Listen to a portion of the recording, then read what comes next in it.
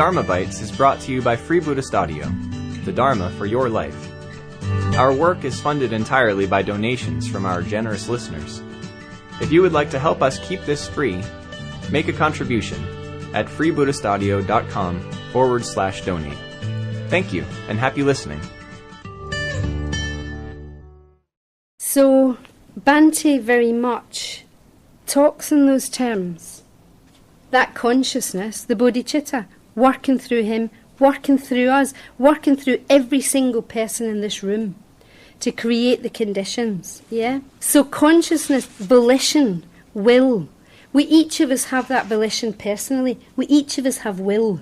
Sometimes we're quite willed, sometimes we lack willpower, but nevertheless we all have volition. If not, we wouldn't be here. So the relationship of our personal will to the relationship of that cosmic will that Bhante talks about, and I hope you will please be patient with that kind of terminology. I know some people find it rather repulsive even. Personally, I like it. I was a fan of the Holy Ghost when I was a Catholic. So, you know, I find the image of a great and vast consciousness at work in the world inspiring rather than horrifying. Yeah, but I think it is sometimes for people a bit of a kind of an image. But Bhante talks about the place of the individual will in relation to that, and he says, it's not by any egoistic exertion of the will, but rather by making oneself receptive to the one cosmic will to enlightenment, and allowing it to take possession of one, and as it were work through one. This does not mean that there is no place for the individual will, but only that its true function in relation to the bodhisattva ideal is that of removing the obstacles to receptivity and creating within the individual life continuum the best conditions for the arising of the bodhicitta. So will has a place, but the place of the will, the place of volition, is in service of noble emotion and in service of clear thought. It's a result of clear thought and a result of noble emotion, and its purpose is to create yet clearer thought and yet nobler emotion. So the three of them come together. They come as a unit, yeah? Ever feeding the other. Our clarity of thought feeding our nobility of emotion. Our nobility of emotion allowing our volition to be directed in the best possible way. So it's not suggesting that we give up that thinking faculty or that our feeling faculty becomes submerged to some great big consciousness in the sky.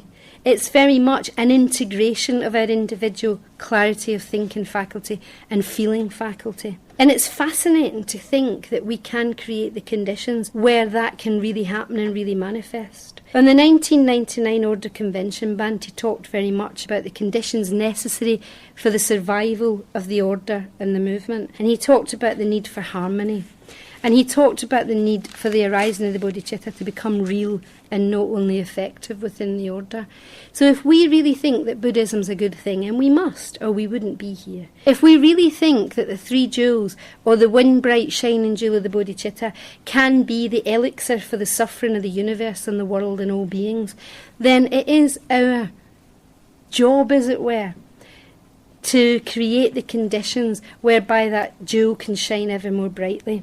To create the conditions whereby it won't die out with the last of this generation. We're only pioneers. Probably most of us in this room will not see the fruits of the work that we put in. And that's part of it, and that's okay. We need to have a vision that goes beyond our own tiny life continuum and our own tiny lifespan, and the tiny lifespan in universal terms of wind horse evolution. Our wind horse has to carry the jewels. Our wind horse has to allow for evolution on a much larger scale, on a cosmic scale, or at the very least on a world scale. And I'm not talking about world domination, I'm talking about world alleviation. So we have the gift of the wind horse. We have the gift of taking up the reins, actively and abundantly putting our energy to the service of the good. I am the wind horse, white like a shooting star. I appear in the midst of the darkness of the world. Sometimes I trot, sometimes gallop. I am the wind horse, thought at its clearest, emotion at its noblest, energy at its most abundant.